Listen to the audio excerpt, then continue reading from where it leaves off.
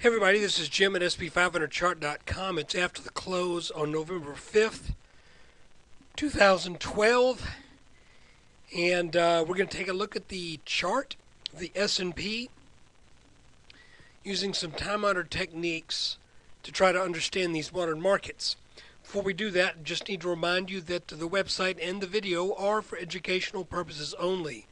Nothing stated at the site or in the video is intended to be used as investment advice. I control lines on charts, but you have to draw your own conclusions from your own research. And you need to make investment decisions that are suitable for your personal financial situation. I am not a licensed financial professional. I'm just a guy who draws lines on charts. And I've got a lot of them. I mean, just look at that mess. That's a bunch of stuff going on. And you know, it's hard for me to make one of these lines go away. I probably should. I probably should go through here and do some house cleaning. But we're looking at a chart right now. Let's make it a 2-day chart.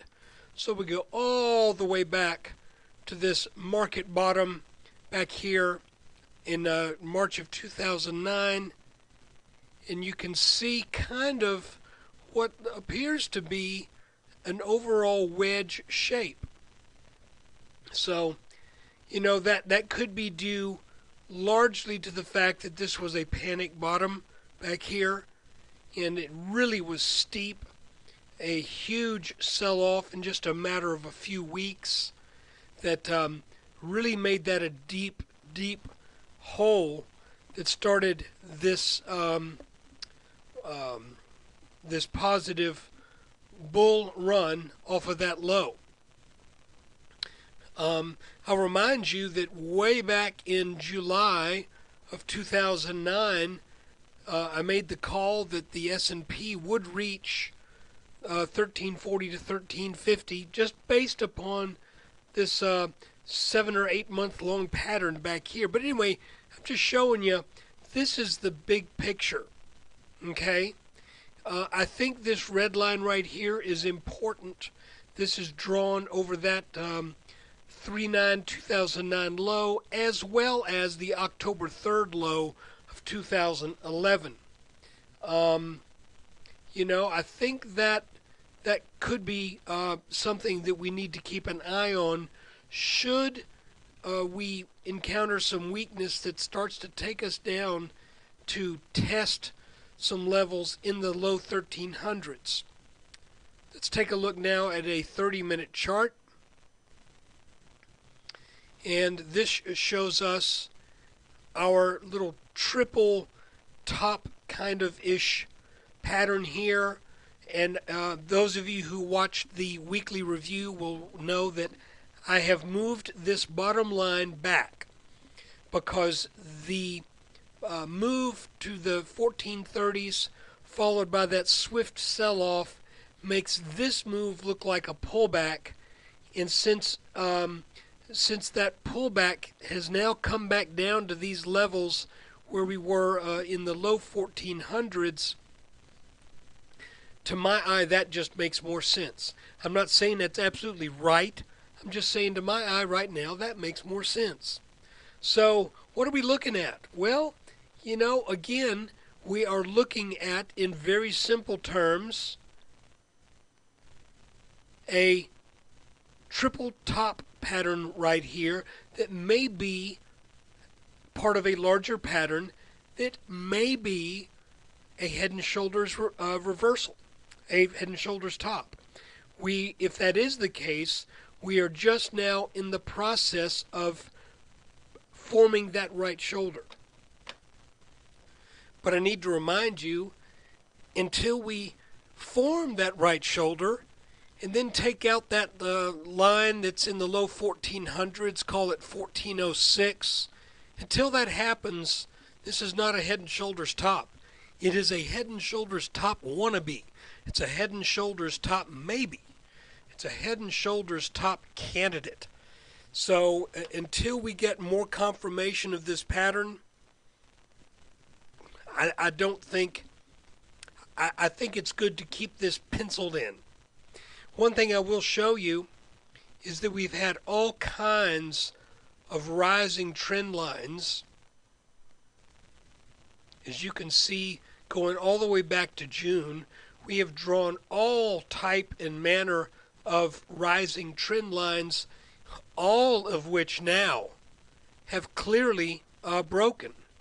And so I think you have to look at what's going on now as a pretty strong likelihood of a reversal. And if that does happen, I think we'll come down to the 1320s, low 1300s, because if we come down there, I thought I picked my little tool. There we go. We have a real cluster of support trend lines down in this area. You can see them right here. There's that rising red line that I showed you on the long-term chart. Then we have a number of little horizontal lines and other things that point to, if the market were to back up and start to come down out of this pattern, if this pattern does complete, then we would be looking at a likely bounce right in wherever these lines are. Now, if this happens a couple months from now, that bounce could happen at 1340. But right now, I'm just looking at it in simple terms, that if we were to make this right shoulder and then come down hard, like these head and shoulders tops tend to do, then I would be looking for this area right here to provide support. If you want to look at it, you can see the last two head and shoulders tops that we called. Here is one back in 2011. Once it broke that neckline, wham! I mean, a very swift sell-off. Then back in 2012, earlier in the year, we had a smaller head and shoulders top. Once it broke that neckline, boom, came down in pretty short order. So anyway, what we're looking at here is what appears to be another potential head and shoulders top, and if it does pan out that way, then I would be looking for a move down to the 1320s. In the meantime, if you're looking to say, well, what if this ends up being a bullish thing?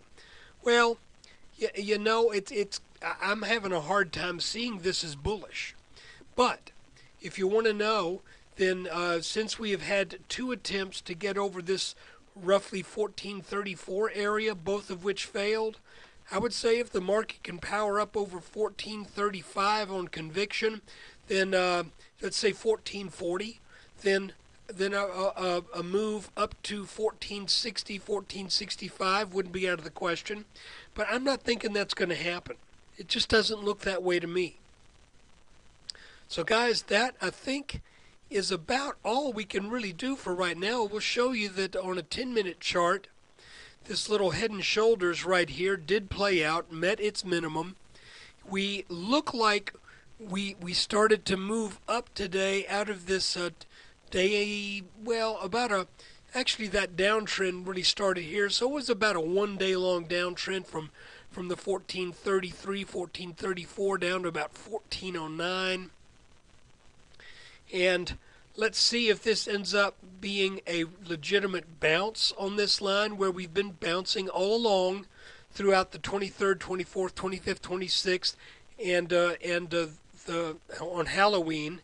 There's been a real propensity to bounce at this 1408 level. Let's see if we come down, if we bounce there again. But eventually, something's got to give. Either 1400 gives or 1432 gives, and we're not going to, the market just isn't of the nature to where it's going to stay between those two lines forever and ever. It can stay there for a while, but I would look at it, and again, with the idea that we may be looking at a head and shoulders pattern, I would just say that probably by the end of November, we should be if the timing is right and this is symmetrical, then by the end of November we may be around this level once again. If we are, then I would say that might be a real heads up. In other words, if the S&P has failed to get over this line for the entire month of November, and we're hanging around right at this 1410, 1408 level, and we've been between these two levels for a couple of weeks, 2 or 3 weeks, then I would say that would clue me in that would be one more indication that we may be, in fact, dealing with a head and shoulders top here. So for right now, I'm just kind of hanging with it, seeing what's happening. Many of my stocks have negative betas, so if the market goes down, I have a tendency to do okay. But for those of you who trade the S&P, I would really look at this line very carefully, because if this busts, we are very high likelihood to come down to the 1320s, 1330s. Of course, I've got to remind you, that's just my opinion. I don't have a trading schedule for the rest of the year. I almost did that one time. I called Schwab, and the guy didn't know I was joking with him. This was years ago. And he said, "Is there anything else I can do for you?" I said, "Yeah, I'd like a schedule of the trading prices for Intel for the next couple of months, if you could give me that." Anyway, eventually the guy understood I was joking with him. But look, guys, take care. Thanks for watching.